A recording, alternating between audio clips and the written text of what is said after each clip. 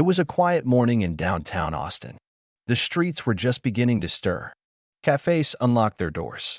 Morning joggers passed by with earbuds in, and the city stretched awake under a sky streaked with gold.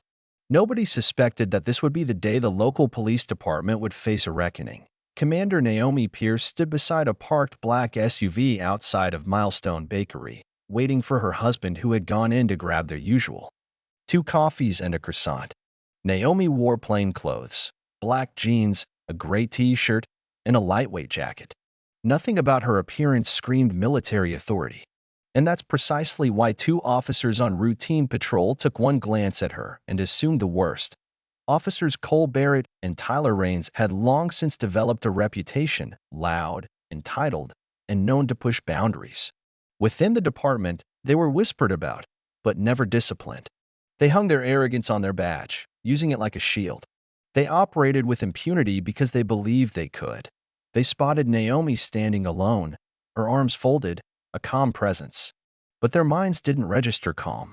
To them, she was just another civilian loitering by a government-marked vehicle. Suspicious, maybe a threat, definitely someone to move along. They approached fast, uniforms stiff and authority inflated. Without a word, Officer Barrett slapped her. Hard. The sound cracked like a whip in the open air. Officer Raines shoved her backward, barking that she needed to move or face arrest. Passers-by froze. A few fumbled for their phones. No one intervened. Naomi didn't say a word. She didn't strike back. She simply stood there, stunned, absorbing what had just happened. Her training kicked in, not in defense, but in discipline. She took a breath, squared her shoulders, and said, "You just made the worst mistake of your careers." Then she walked away. In a raised voice. No threats, just control. Quiet, searing control. The officers laughed it off. Inside the police department headquarters, the mood was typical: coffee machines humming, paper shuffling, the usual low murmur of procedural activity. That is, until the front doors opened mid-afternoon and silence spread like a shockwave. In walked Naomi Pierce again, but not in jeans. This time, she wore the full dark green uniform of the United States Military Police Corps. The medals on her chest glinted beneath the fluorescent lights. Her cover tucked neatly under one arm, and behind her stood 2 officers from the Department of Internal Affairs. Heads turned. Conversation stopped.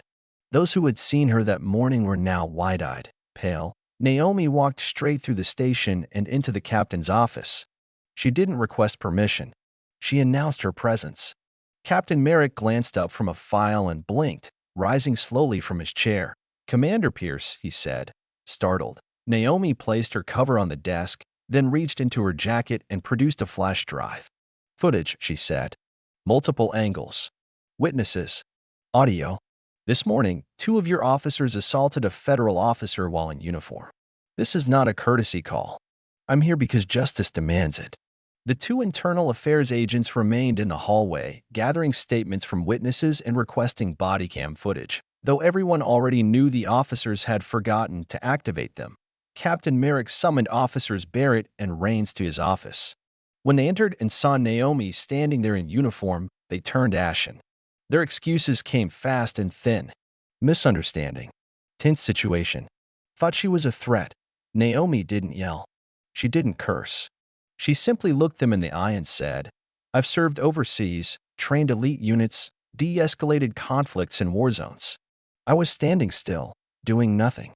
You assaulted me because of how I looked and where I stood. That's not enforcement. That's ego."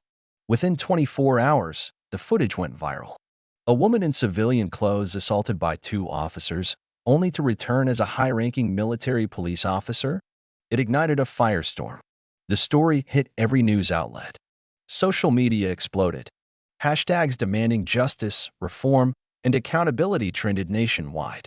Mayor Cynthia Langford issued a public statement. "We are deeply disturbed by the actions of these officers. An immediate investigation has been launched." But the story was no longer just about a slap. It became about the department's culture, the systemic rot, the protection of abusive behavior under the guise of authority. Complaints against Barrett and Raines flooded in. Old cases, some dismissed, some ignored, were reopened. Victims told their stories of being shoved, threatened, humiliated. A pattern emerged. Captain Merrick, under pressure, tried to hold ground. He claimed the incident was unfortunate but isolated. But the dam had broken. 6 months later, the courtroom was packed. Cameras, journalists, activists, veterans. Naomi sat quietly beside the prosecutor. Her uniform crisp, her face unreadable. The defense attorneys tried to paint the officers as overwhelmed, misled, acting on instinct. But then Naomi took the stand. She described the moment, the slap, the echo of disbelief, the dozens of eyes that watched and did nothing. The decision she made not to retaliate, but to hold them accountable the right way. I had the training to disarm them. I could have put either of them on the ground, she told the courtroom. But I didn't, because if I did, they'd call me violent. Instead, I let the law work. I believe that justice still means something. The room was silent. Even the judge paused before speaking. Both officers were found guilty of assault, abuse of power, and professional misconduct. They were stripped of their badges and sentenced to 2 years each in a correctional facility. But the fallout was bigger than just them. The police chief was forced to resign. A new internal oversight committee was created.